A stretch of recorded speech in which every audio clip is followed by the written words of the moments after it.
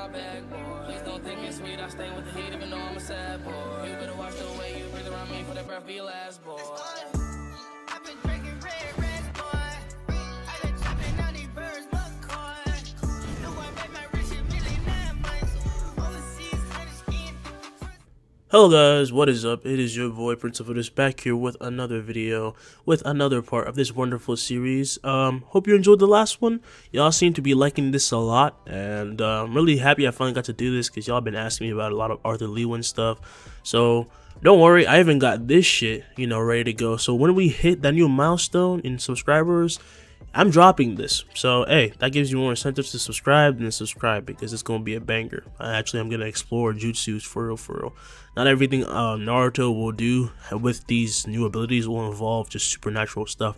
Everything needs hand signs, everything needs calculations, and I like it better that way because it balances shit out. So we can bring it like a bit of tension, even if only a little bit, because I make OPS characters. But yeah, don't forget to like and subscribe. I see that a lot of you aren't subscribed, so go ahead and do that. And let's begin. Hope you enjoyed this. Let's go. Once again, if you do not want to listen to this rambling and you already know what's up, then skip to this number right here and just start the actual video. But for those of you who want to listen to catch up, listen to the recap. So, Asta woke up last part to find he was in the castle at the capital, and he was met by Marks. Noticing a mark on his own arm, he follows Marks and helps expose Geldor, or Geldre, whatever you want to call him, as a traitor, while also showing his ability of time magic. With this, he and the bulls are given a mission to go to the water temple, where they go much earlier because Asta just takes them right away. No need to train to get Noah up to that level because he can already use water magic. They fight in a game and dominate, beating every priest that the Grand Priest sent at them and get the stone and some new allies such as Kahono and Kiyato.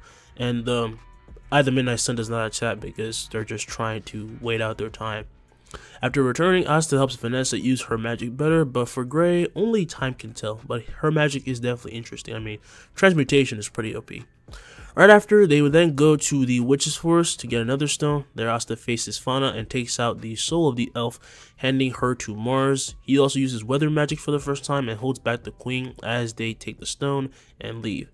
The day after this, his long-lost brother, Leywin, returns as a dragon, which doesn't surprise him at all, though it surprises everyone, especially when he heads to the capital to stop diamond mages who are finally attacking them. They didn't before, but they're doing it now. And other than that, though, the other bulls arrive on the scene, showing that they are not just a band of misfits, but mages who can throw down. Asta! Calling out to Asta, Yami runs alongside him as he rides Leywin on roofs, asking, "Give me a ride?" "Leywin, is it fine?" "Fine, but he'll apologize later, I promise that." With a smirk, Yami jumps on the dragon's back, pulling back his blade as a raging diamond mage, actually a whole group of them, use compound magic, combining poison magic with a curse type of magic and creating a massive sludge-like creature. But right before it could even touch ground, it is trapped in a static void as Yami will then raise his blade, focusing as he begins to think. "I always wanted to prove Julius he wasn't wrong for picking me, picking to make the squad, and this brat. He's exactly what the doctor ordered, so I'll need to surpass my limits like everyone else. After all, I am." He swings down, rendering a cut that severs dimensions, cutting through time magic, which surprises Leywin as he opens his mouth wide for a spell, telling Asta, "Help me out." Holding his arms out, he will nod, smiling as they combine their magic with Yami and creating a singularity in that moment. A singularity is when something occurs that no longer works within our world's rules of physics. Folding time in on itself with the attack, they pull the diamond mages who are screaming for their lives into a black hole which quickly implodes in on itself, leaving all those who saw the scene shocked due to the sheer phenomenon that occurred, not even just the magic. "I am the captain of the Black Bulls," thought Yami. "You idiot, are you trying to kill people down there?" shouts Leywin. "That's what I got you two for." To see Yami trust him that much, Leywin doesn't know if he should be proud or call him an idiot, but he can respect it. Just then, Vengeance, or William, makes his move as he raises a giant tree that practically covers the entirety of, the kingdom, leaving everyone in awe as the roots spread as they would latch on to their enemies, powering the tree. "May the Clover Kingdom prosper," said Vengeance as he looks upon the peons who thought they could just stroll into his home and hurt his comrades. "Hey, can you get me up there real quick?" asked Yami. Leywin would nod and he flies up, allowing Yami to jump and land on a branch which Vengeance was on, and he turns facing his comrade. "Yami, it's been a while." "Yup." As the two stare at each other, down below the battle still rages on, with Vanessa making her way through the kingdom, being started by a bunch of people who were actually strung up diamond mages held by a massive web before they're sliced through like butter. It's kind of crude, said Vanessa, but still. Flashing past Vanessa, however, Luck would leave many enemies in ruin using a new form reminiscent to his elf counterpart. Asta, I finally figured it out, he thought. Infusing himself with lightning the way Asta usually would, though not to the same level, he increases his reaction and base speed by a lot, as he even had taken out a Shining General with it. Lightning magic. Multi-clone. Fraying into existence beside him formed two clones that jump ahead with Luck leaping after them, and they would then grab onto his arms when he was close enough, throwing him, boosting his speed and momentum. While he's in the air, he looks around, focusing his senses, and he looks down the street. He finds Klaus facing an enemy, and he creates an array bouncing off of it and dashing to that very spot as he crashes onto the scene, surprising Klaus, who was about to attack, but his enemy is now plunged into the ground. Ha, this is so much fun. That one was mine, said Klaus. I had it handled. Sorry. Luck's clone then one of his clones lands behind, and the others on the roof beside Klaus. He would look at it, and he senses a lot of mana from them. How are you not running on fumes right now? It's because of Asta's mana cultivation. I have practically endless reserves of mana safe for later, even after using all the power of my grimoire. I guess it makes sense it's Asta. On the other side of the kingdom, we see Gray atop a roof as with a whimper, she pulls back the string of a bow. Gordon, I'm scared. As she looks to Gordon, who was acting as her aggro, he looks back at her, and he simply gives a stare that shows he trusts her, and in that moment, Asta's words would fill her mind. If you don't like confrontation, then I'll give you this. The arrows can be made by you, but also by the bow itself. Well, it's pretty special. You're gonna have to figure it out as you go. As she goes, she takes a leap of faith as Gordon finds and leads some enemies behind him who chase the poison user. Get back here, you creepy bastard. Releasing a stretchy substance, the major trapped Ghosh, wrapping him up as his other comrades fire a massive fireball. Gordon is about to retaliate, but both the substance and the flame are hit by an arrow, instantly transforming to flowers, setting Gordon free. What the? They take notice of Gordon from afar, who says, Magic conversion, bloom. Creating 3 arrows, she then fires at them, and the bow itself directs them to where she wants them to go, increasing their speed tenfold as they strike the ground before the 2 men, who are then instantly trapped in a massive tree, which Gordon then touches. Compound magic, they both shout. The tree then turns poisonous, affecting and corroding them from the inside, and Gordon then turns looking to Gray and putting a thumbs up, which she gives a thumbs up back, and though shaky, she's at least happy she was able to help. You guys already know what I'm about to do with this squad, bruh. I'm so excited. Anyway, so over time, with all the help that they have, the kingdom was rid of the enemies bothering them, which is a perfect victory since they had a festival coming up after all this. So like, you know, like you get to beat the enemies, you get the party, you feel me? But after all, you know, is said and done, the knights who participated in the fight had to help clean up, and they had to do a lot because it was a mess. But using all their powers, they came together, helped rebuild their magnificent kingdom. And after all of that, Asta is seen sleeping with Leywin on his head, standing before Julius and Marks, and alongside him is Yami. You need to tell me what he is, asked Julius. I just can't help myself. I'm a dragon, dumbass. Watch your mouth, said Marks. There's no use saying that, said Asta. Leywin's always direct. That's just how my big brother is. Brother, asked Yami. Well, I'd love to see your family tree. You're not made of mana. You're not just a construct. You're just you, a real-life organism, a fully actualized dragon, a creature of myth, said Julius. You gotta know, me asking this is the last of your trouble. Everyone's gonna be curious during the festival. Look, Leywin's just Leywin, said Asta. Julius can see what Leywin means to Asta, and his curiosity can't ruin this moment for the boy. Alright, just make sure you show me something interesting. As he salutes, Asta says no problems, and then remembers something. Oh, about the mana core, since you've never seen one before, here. From his room, he picks out a flaming core. A huge amount of magic can be felt from it, and the pure density of it is amazing. Slowly, Marks reaches out, taking it, and then brings it to Julius. How have we never found one? Oh, that's probably because you guys just eradicate and burn them to nothing along with the beast, said Leywin. In short terms, you're idiots. As these words pierce their hearts, Yami chuckles as this means for centuries they've been destroying these beasts but never harvested their cores. But Julius asks, what can they do? You can ingest it. You can eat that thing? Asked Yami. By eating the beast core, you gain a connection to it. These beasts are essentially just what they are, beasts, but because they don't control mana like us, they make these cores to help themselves. This is the source of their power, asked Julius. Yep, anyway, gotta go, bye. He would then run out, with Leywin flying off his head and behind him following him saying, wait up, I'm still not good in tight spaces. As the door closes behind him, Yami chuckles. Little bastard's gonna put you out of a job. You're lucky he hates Wizard Kings. He does? Shouts Julius. Why? Something about them not being able to change anything because nobles still suck. Pretty self-explanatory. Don't think about it. For what it's worth, they're not completely useless. I'm just not used to these changing times, am I? How ironic, said Julius. I'll be sure to change his mind somehow. Don't care. Just who talks to the Wizard King like this, thought Marks. Time skip, 3 days. The capital becomes lit with lights and magic, stands are set, bars, games for prizes, and so much more is here. It is time for the festival, the Star Festival. Why is this happening? Leywin, why is this happening? As he's being pushed forward by Noelle flying beside him, Leywin says, I heard the words party and stupid Asta. Shut up and enjoy yourself, stupid Asta. This scene is more of your thing anyway. She then stops pushing him as Asta says that he'd rather be sleeping right now, when he then realizes, this is our first time partying together. Oh, this is going to be so much fun. Grabbing Noelle and Leywin, he runs through crowds of people as they both shout for him to calm down, and he causes a bit of a ruckus until he comes to a stop, kicking up a slight shockwave. The Black Bulls are here, huh? Look, it's the dragon. Noelle, that voice sounds familiar, right? Asks Asta. They all start to hear a melody and approach a certain crowd, making their way past them to see Kahono and Kyoto putting on a show, and their faces brighten up as when the performance soon ends, they quickly wave to them. Guys, he let you go after all, said Asta. As they run over, the two would greet them excited, when Kyoto then freaks out, pointing at Leywin. Is that a spirit? No, kid, I'm the real deal. Asta, you have a dragon? Can I pet it? I'm not a fucking pet.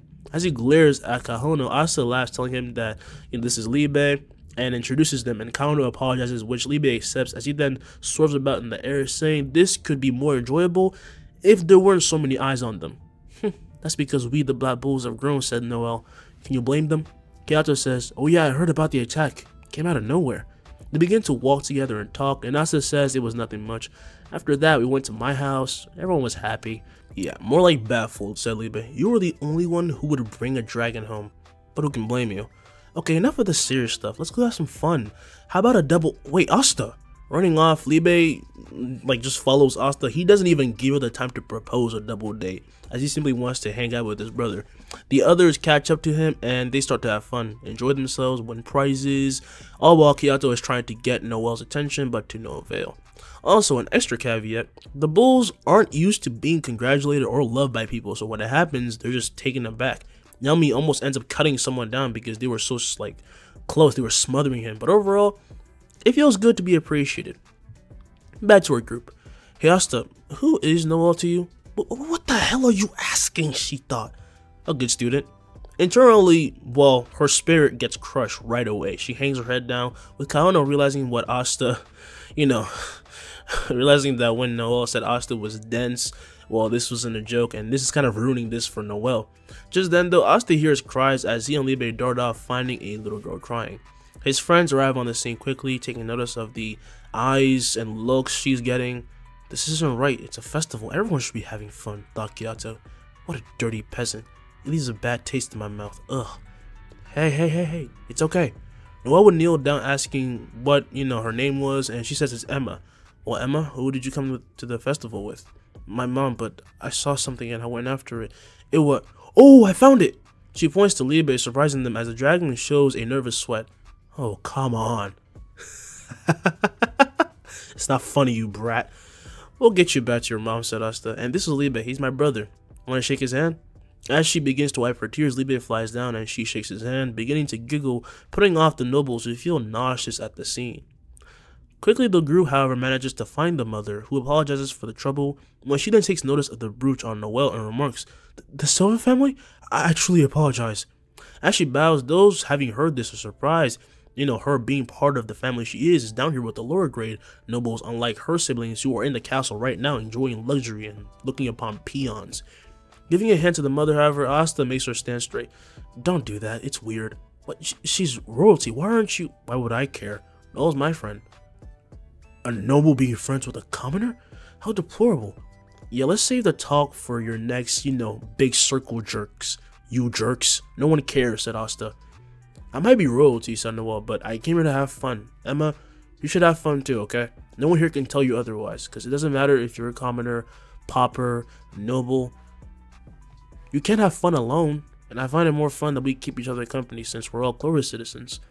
As she smiles, taken by her words, the surrounding crowd explodes into applause, because if there's one thing they can all agree on, it's that this is a festival, and they really just need to let go of their prejudices and enjoy themselves.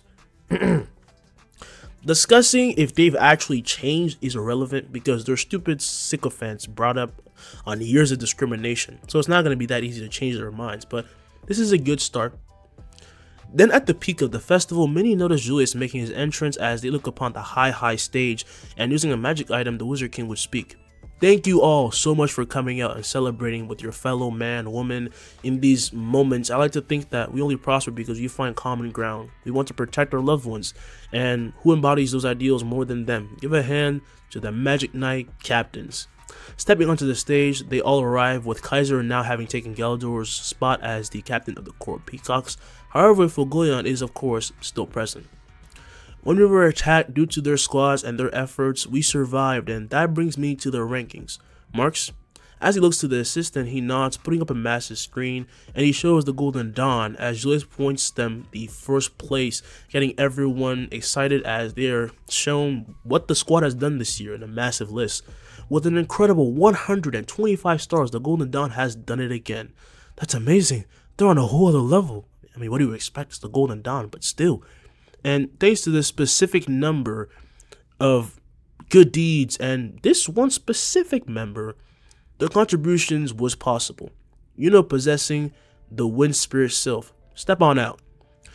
Takes center stage, gaining fangirls who go cuckoo for him and squeal in awe of his stoicism. Well done, said Klaus. Mimosa says, congrats, Scowling at him from afar, however, Alidora is seething, as is Langorous, but in this timeline, I'm not making Alidora vice captain. Look, for people who were confused about that, I always did that because he acted way out of line, acting like he's the closest to Vanja. I was like, motherfucker, you're not even a vice captain. So I had to make him one to make it feel more real. But no, only Langorous is the actual vice captain in this, and it will remain that way since it adds to his arrogance, and honestly, it makes him more detestable, if anything. I'll keep it that way until I change his character. So, Julius says, and now in second place. Man, I'll bet it's the Crimson Lions again. No, it'll be Silver Eagles for sure. The Black Bulls. Shown on the screen, the Bulls have 122. Very close to the Golden Dawn, leaving everyone completely shocked and stunned, especially the Bulls themselves. That mob of ruffians? It must be a mistake. Yeah, I mean, they helped out a bit, but people who have been helped by them in the attack, they'll counter this, saying they must be crazy. You idiot, their spatial mage helped me in my entire block.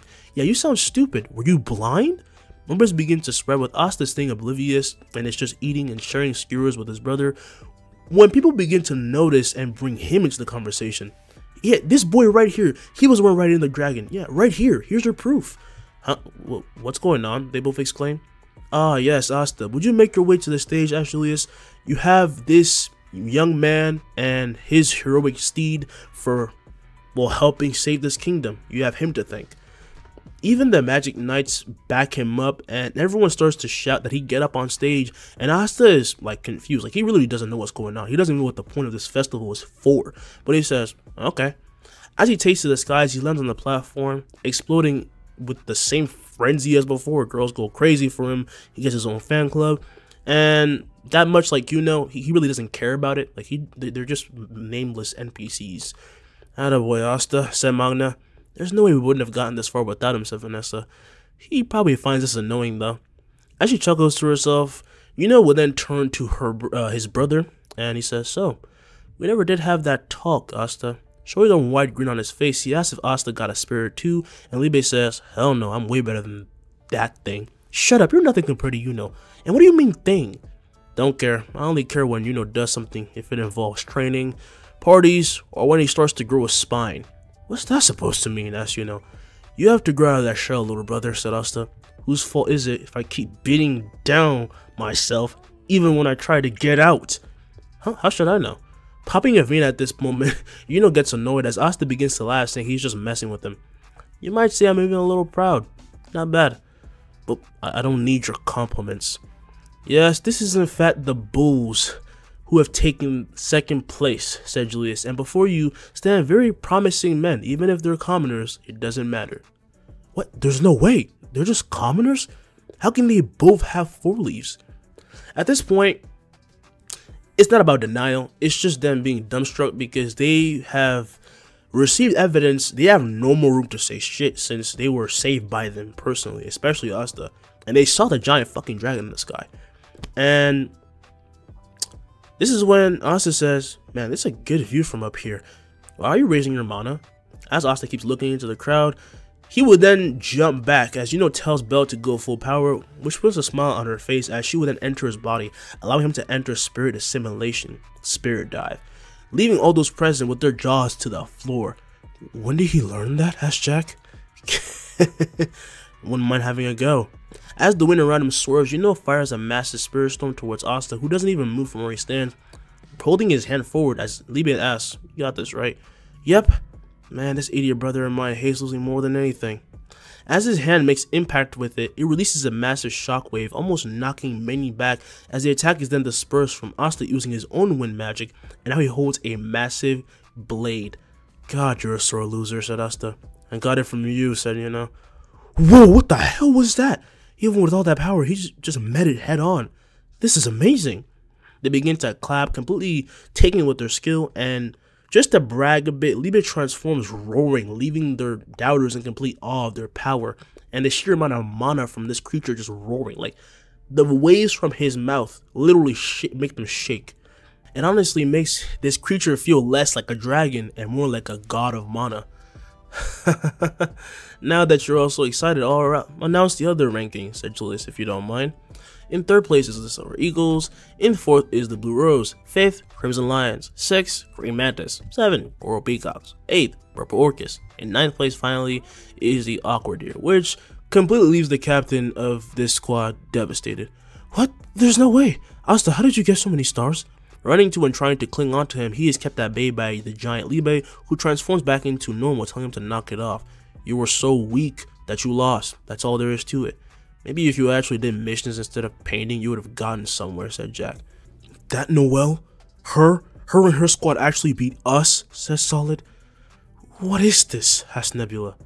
Oh, before we move on, your king has something to say. Say hello to his majesty, said Julius. As they all wait in anticipation, Asta and ask, we thought you were the king. Just then, the king of the Clover Kingdom makes his way out with a smug and entitled look, expecting unearned love and praise, but is only met by silence.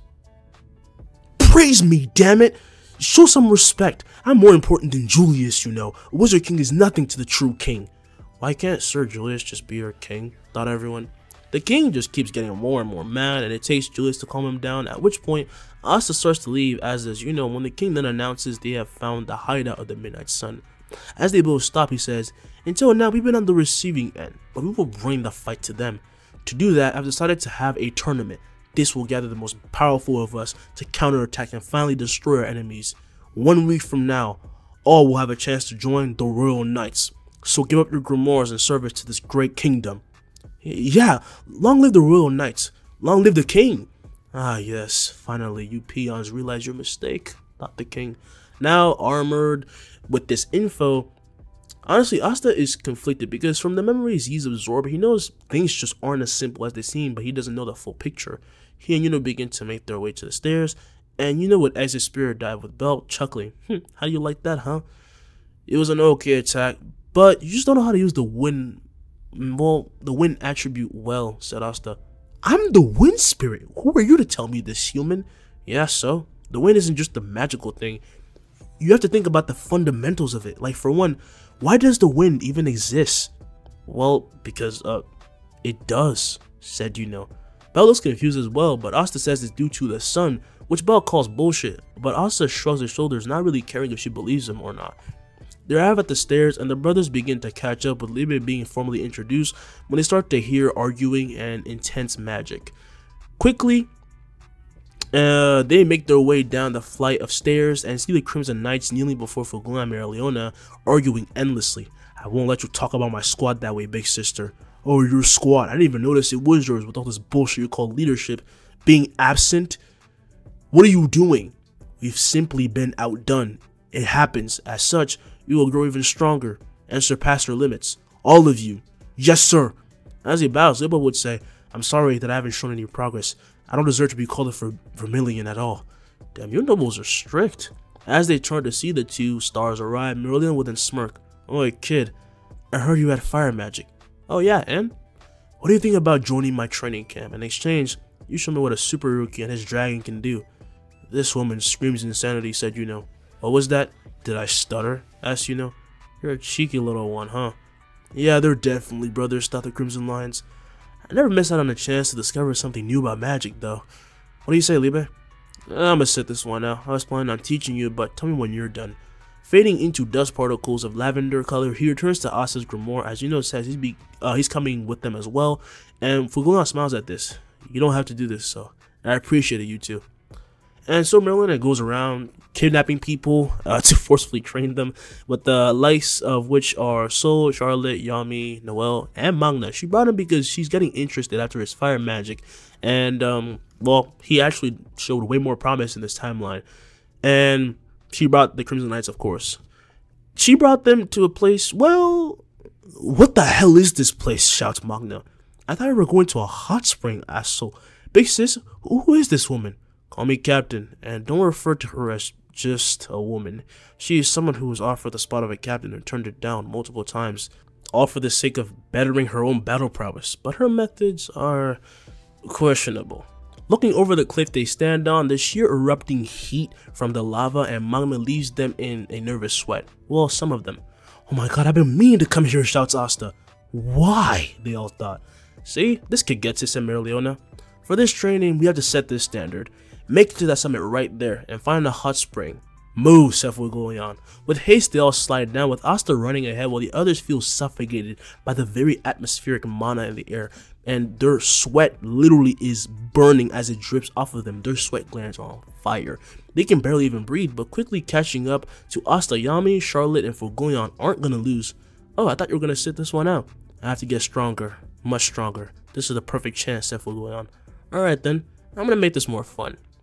As he blasts past all of them, these massive rocks of magma are hurled his way from the top of the volcano as the boy envelops himself with flames, and beside him appear two condensed spheres of heat that release lasers. These lasers shred through these massive rocks and move like whips, blowing everything away as Asta grabs the spheres at that moment and throws them backwards, and he says, Flame Series, Razor's Edge. Transforming into massive spinning saws, the captains are targeted, with Yami yelling, You little brat. Blocking one with this blade, he's pushed back and continues to be until he pushes it off and launches back, while Fuegoleon clashes with one he saw and he uses these massive paws of flames. Oh, the density of these. This is really just from a kid? From above, Mereoleona watches, surprised that even Fuegoleon of all people is struggling, but her brother manages to blow this away as Charlotte would then thrust, releasing vines with her briar magic. That was quite pompous of you, boy. Just as the vines reach him, however, they burn, with Asta's coat of fire completely protecting him and surprising the captain.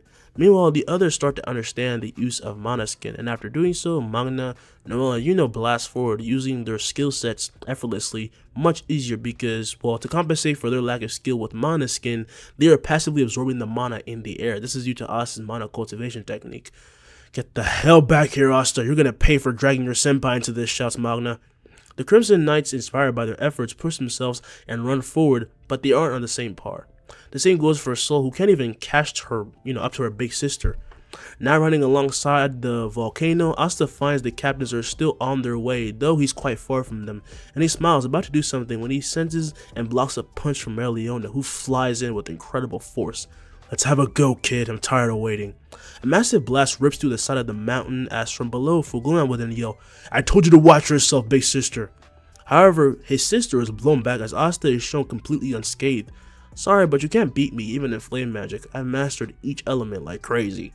As she dashes back, Merliona would unleash another Cardios Brachium, but her hand is knocked away as she's struck in the stomach with a palm strike, gagging as Asta makes a fist using 1-inch punch, one inch punch that rips through her with a massive and impressive heat. She's then kicked across the face and sent flying to the air as Asta would chase after while she smiles. I'm gonna kill you, bastard. What, getting mad already? You asked for it. Pulling back both his hands, Asta prepares a spell, with Merliona noticing the temperature around her is ramping up even more somehow, and instantly she's pulled towards the kid, who uppercuts her right back to the sky. Ugh, that spatial shift. How is he using fire like that? Is that even flame magic? Interesting. She crashes into the side of the volcano, getting knocked through and barely stopping herself and dashing back, striking Asta across the face, but feels her very bones shatter. You're like an unbreakable doll, Asta. We're gonna be good rivals. Now, I'm gonna explain this. Asta does have fire magic, and yes, his control with it is extremely diverse, but he had to choose one style he favors most, and of course, he had to go with the one that reinforces his body, much like Merliona. However, how he does this is different. The two go back and forth with impressive ferocity, going blow for blow and not dodging each other's attacks, only ramping up their heat more and more and taking every strike. Get her from me, kid, said Yami. What? Said Fugoyan, what kind of captain are you? The kind that knows how much of a monster that kid is. He ain't even using his other elements. You do realize he'll win anyway, right? He hasn't even used his full power. Or ice magic. He's right. We're observing, as bizarre as it is. He's stronger than us captains, said Charlotte. Taking a hit right to the face, Asta unflinchingly smiles, grabbing Merliona's hand off as he would then pull her away from her like she's just pulled away using magic, bizarrely like before, and from below, a rune ray hits her with a fire blast, sending her to the sky. And appearing right above her, Asta brings down a neck chop with his burning hand that seemed to have been turned to fire itself, as if he was becoming mana, and in that moment, Merliona gets something. As Asta strikes, a heat wave spreads, dispersing clouds above them, with the surprised Asta finding she had caught his arm. Wow, you're not bad. You're a conniving little shit, you know that?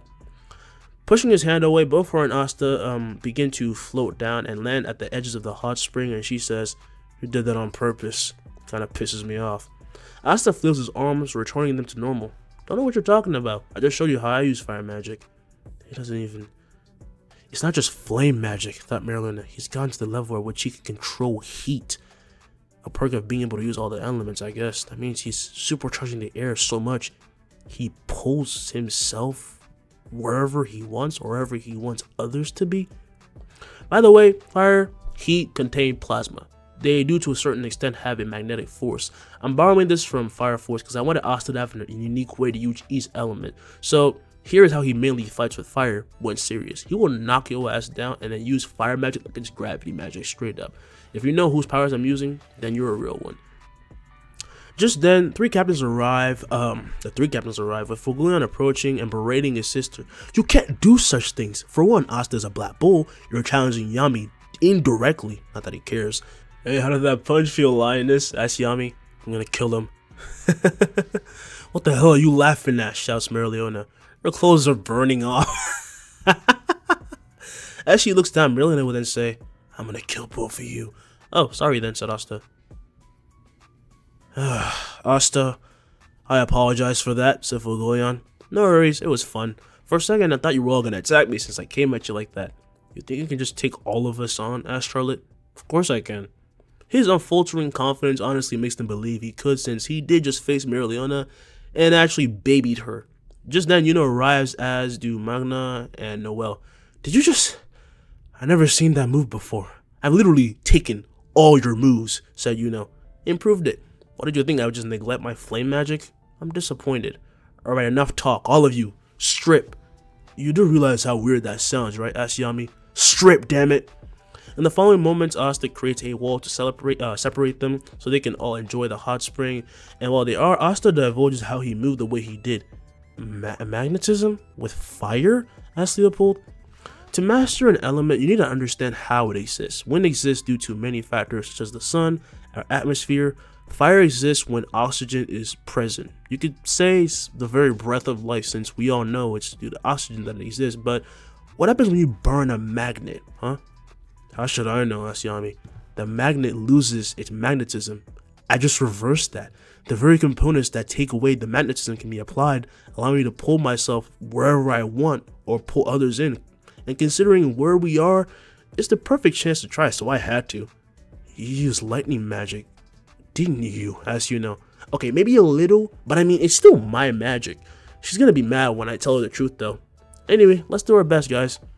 Forming out of the mark on Asta, Leywin would then splash into the water and splashing everyone as he would then let the heat simmer into his body.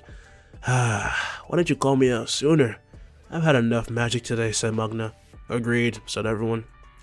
After resting, they quickly get back to fighting. Asta finds everyone is actually attacking him. Yep, that day Asta beats his own captain and 3 other captain level threats with help from Leywin, making it the ultimate training session, and everyone grew a bit, but no one ever let word of this ever go anywhere because it would kind of destroy like their power system and everything that a little kid beat all their asses. Yami doesn't care because he's still the captain, he don't give a damn. But yeah, you get the point. Time skip. Man, being back here again is weird, said Asta. Walking around the stadium meant for the royal knight selection, Asta takes notice of all the knights present and is pretty excited for what other ways he can, figure out to use his magic. Okay, we have glass magic, magma magic. What other combos do I have? Ooh, there's mineral magic. As he rambles onto himself, many take notice of the young genius, talking about how annoying it will be to face him and how interesting it will be at the same time. Just then, he is approached by Class and Mimosa. How have you been, Asta? With a slight blush, Mimosa says hi and Asta says, it's been a while. Is not here? He then notices him in a corner using mana cultivation. As Mimosa would say, he wanted to use all he could. He's really looking forward to facing you again. As he forms, Leywin would say, that's gonna be interesting. So this is him. I'm Klaus, a friend of Asta's. I'm Mimosa. I know who you are. Thanks for dealing with this idiot. He really has no common sense. You're literally a dragon, said Asta. My point still stands. The two couldn't help then think, well, he's not wrong, but... Just then, Julius makes his entrance, getting everyone's attention along with the king, who would proceed to explain the rules of the tournament with a little help from Julius, which he despises. Afterwards, the teams are made and shown by Mars, with an excited Asta telling Mimosa that this is going to be fun. Yeah, I hope I don't hold you back. Well, don't worry about that. We'll help you out, but who's Xerx? As they look for their teammate, from above falls Zora, landing beside Julius, putting his arm around the Wizard King. Sorry I'm late, but I'm sure you'll forgive me, right? How will the fights turn out? Will the elves succeed in their goals? Find out in the next part of Black Clover. It's been your boy. I really hope you enjoyed this one, because I enjoyed making this one. I'm not gonna lie, Asta OP is hell, and I love it. Alright, peace. I'm gone.